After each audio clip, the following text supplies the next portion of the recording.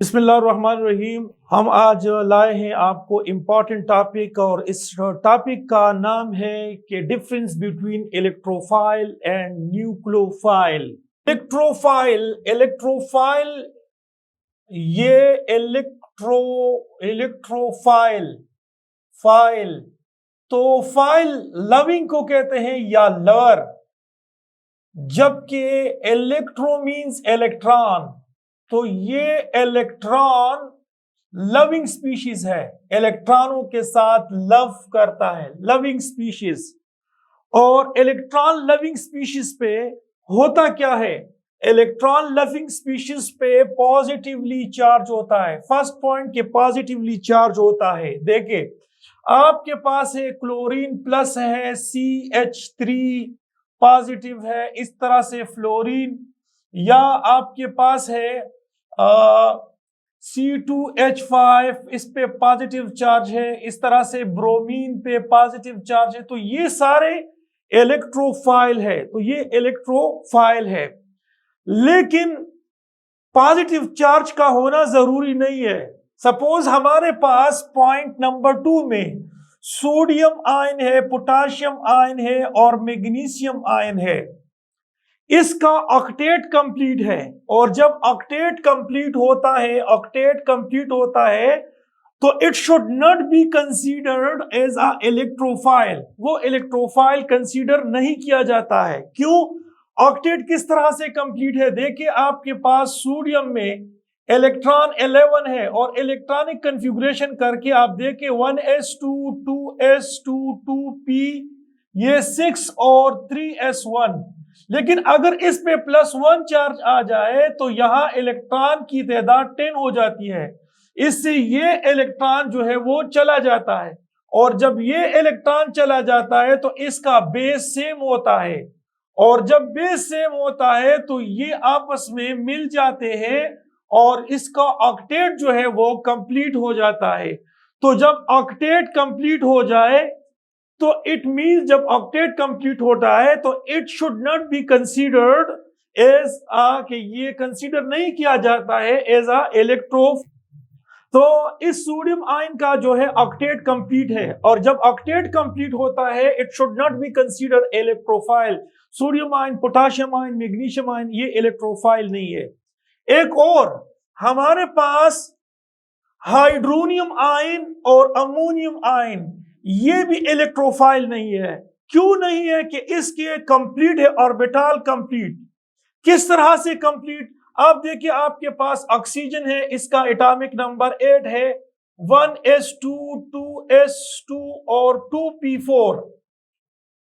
तो p में आपके पास 3 ऑर्बिटल्स है, 3 ऑर्बिटल्स। तो यहां पर आप देखिए इसके 2 ऑर्बिटल्स जो है वो कंप्लीट हो गए।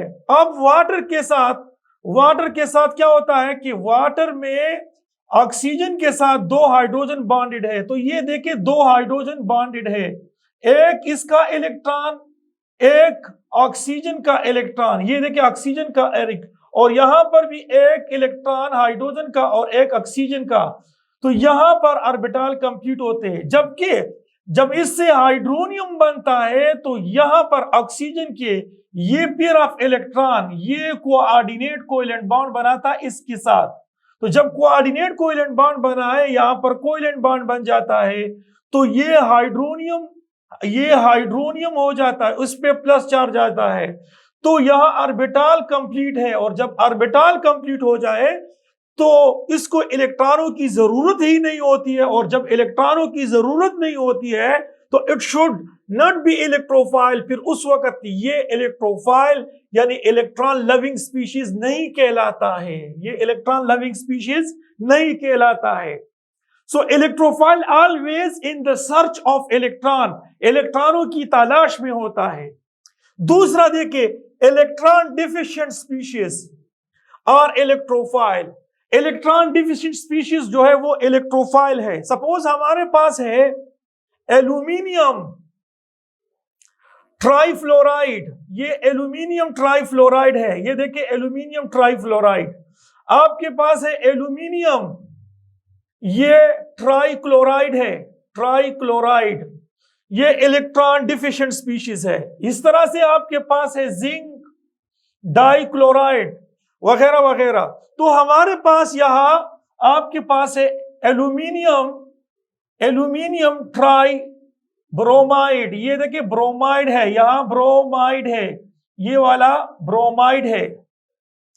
तो अब हमारे पास इस स्पीशीज में सबसे वीकेस्ट ये एसिड इलेक्ट्रोफाइल कौन सा होता है, जो इलेक्ट्रॉन स्पीशीज को कैप्चर करे, यानी इलेक्ट्रॉन को कैप्चर करे, वो कौन सा होता है? तो याद रखिए सबसे लीस्ट जो है, वो सबसे कमजोर इलेक्ट्रोफाइल वो आपके पास है एल्यूमिनियम, ये एल्यूमिनियम ट्राई फ्लोराइड। इसकी वजह क्या है? इसकी वजह यह है कि यहां पर इसके पास जो है आपके पास ये एम्प्टी ऑर्बिटल है।